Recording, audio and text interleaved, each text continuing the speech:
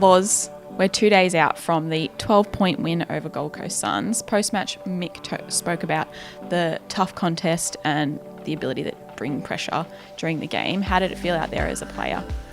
Definitely a hot contest.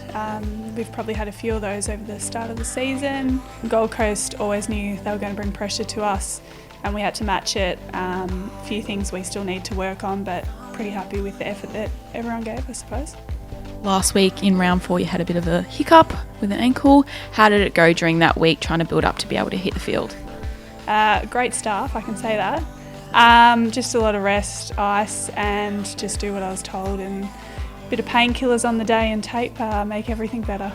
You actually hit the ground running as well, 20 disposals and 20 hit-outs, which was the game high on both accounts. Did it feel good to just get out there and then give it a good crack?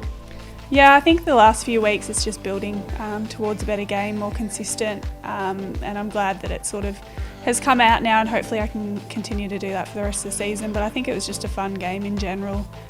It helps when everyone's cracking in. It sort of motivates you and drives you a bit more to do the same thing, so it definitely helps having the girls around you. I was going to say, the midfielders also had a massive game.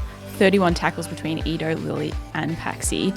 Is it nice to have their support almost all the time, like year on, year on?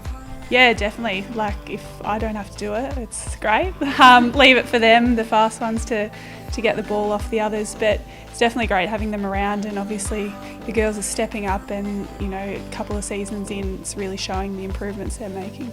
We're at Casey again this weekend against the Giants. How nice is it to be out at Casey in front of D's fans, and how important is it to the players? Facilities, we love it there. The ground's great.